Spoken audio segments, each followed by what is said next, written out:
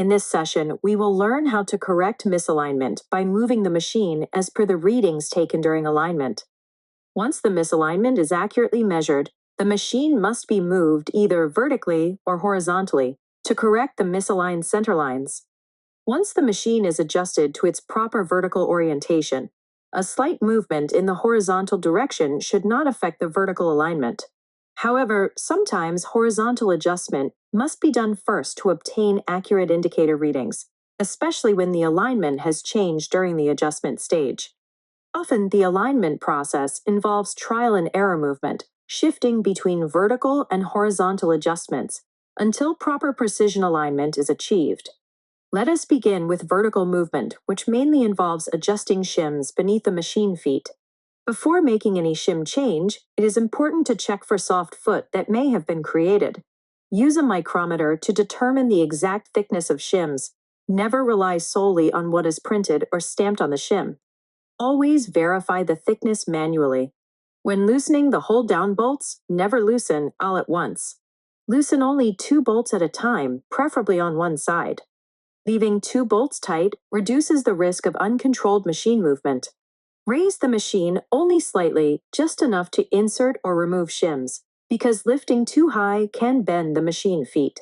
When placing shims, use the least number of shims possible. Ideally, use a single-piece shim or a maximum of 3 to 4 shims to avoid the spring effect and soft foot issues.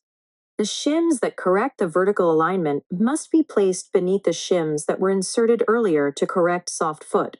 This step is critical. When inserting the shim, push it fully until it bottoms out in the slot, and then pull it back by about 0.5 centimeters to prevent pinching when the bolt is tightened.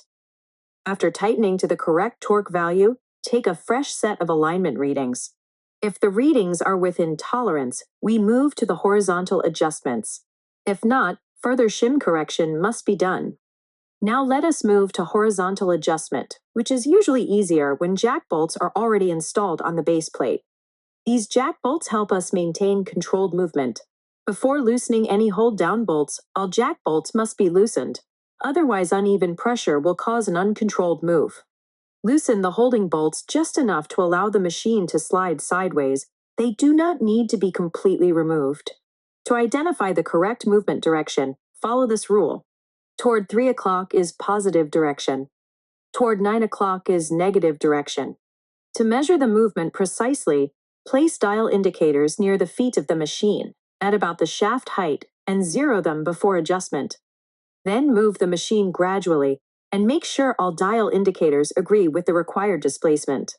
If jack bolts are not available, use small hydraulic jacks, pony clamps, or pipe clamps against a solid support such as a beam, pedestal, or wall.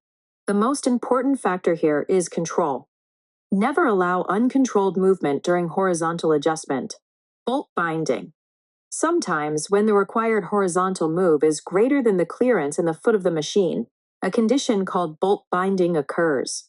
This prevents the machine from moving freely. To solve this, the bolt shank may be milled slightly to gain more clearance, though this is not ideal because it weakens the bolt. Another option is to use the next smaller bolt size if it still meets strength and safety requirements. The foot hole may also be drilled slightly larger, but we must ensure that the washer fully covers the hole. Avoid belled washers, which deform when tightened. A bent bolt can act like a cam and misalign the machine during tightening, so it must be replaced. Precision alignment ensures accurate calculation of the exact amount of shim changes and horizontal movements required. There are 3 major alignment methods that are used today: rim and face method.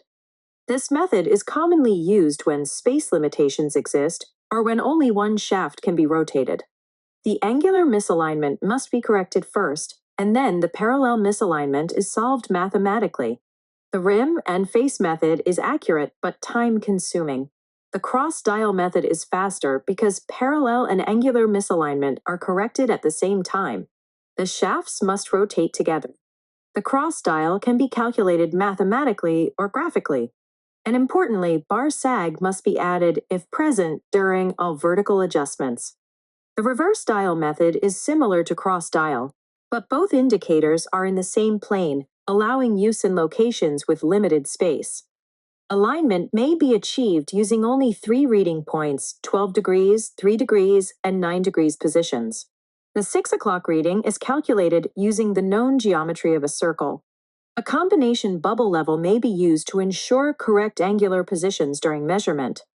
Now we will watch a small clip on aligning the machinery using the four-step method. We shall align using the four-step method and show how to calculate the amount of each move. Lifting the rear footings would tend to close the coupling at the top. The distance between the rear footing and the pivot, front footing, is a factor in how much the coupling faces will close at the top for any lift at the rear footing. Readings taken at the face of the coupling hub, which is 10 centimeters in diameter, and it is open at the top 0.127 millimeters more than at the bottom. With a 10 centimeter diameter coupling, if the distance between the pivot point and the rear footings was also 10 centimeters, then a 1-to-1 ratio is found, and lifting the rear footing 0.127 millimeters would close the coupling 0.127 millimeters at the top. If the distance was 20 centimeters between footings, the ratio would become 2-to-1, and the rear footings would have to be raised 0.254 millimeters to close the 10 centimeter diameter coupling 0.127 millimeters at the top. Realistically, we have assumed the coupling is 10 centimeters in diameter. The distance between front and rear footings is 50 centimeters, and the opening at the top of the coupling is 0.127 millimeters larger than at the bottom. We make a simple calculation. How many times will the coupling diameter go into the distance between the front and rear footings? The answer is 5 times. So, 5 times 0.127 millimeters tells us that a shim of 0.635 millimeters thick placed under each rear footing will bring the coupling into good angular alignment in elevation. The distance between footings is measured from center to center of the holding down bolts. Now, assume the shaft of the movable unit is 0.305 millimeters below the shaft of the stationary unit. Placing a 0.305 millimeter thick shim under each of its footings will bring the shafts into good parallel alignment in elevation. Steps 1 and 2 were obtained with shims, so they will not be lost while performing steps 3 and 4. Correcting angular misalignment in plan, the distance between coupling faces is 0.203 millimeters greater on one side than on the other side. Divide the coupling diameter into the distance between the front and rear bolts, and multiply by the gap. And so, the rear end of the movable unit will have to be moved exactly 1.016 millimeters. For alignment, place the dial indicator against the rear footing on the side of larger coupling opening. Set the indicator to 0 and place the screw jack in position at the opposite rear footing to move the equipment towards the indicator. Loosen both rear hold-down bolts and one front hold-down bolt. Turn the screw jack and move the rear end against the indicator until it registers 1.016 millimeters. Tighten all hold-down bolts and recheck the indicator. If it has changed because of tightening the bolts, then loosen the same bolts and readjust. Step 4 is to correct parallel misalignment in plan.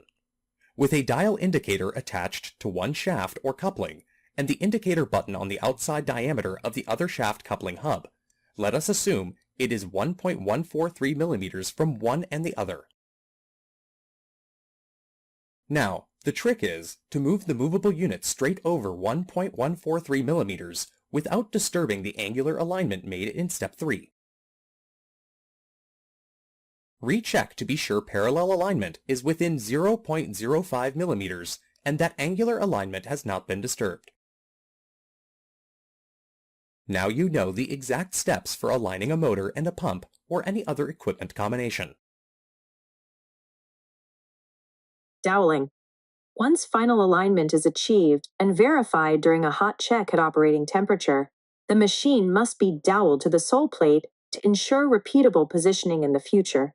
The doweling process involves drilling a pilot hole and then reaming it to final dimension, fitting the dowel pin so that it extends through the sole plate, applying anti-seize or rust preventive compound, tapping lightly until a ringing sound confirms proper seating. Proper doweling ensures that the machine can be removed and reinstalled at the exact same position, maintaining alignment accuracy. Thank you for watching the video. Have a great day.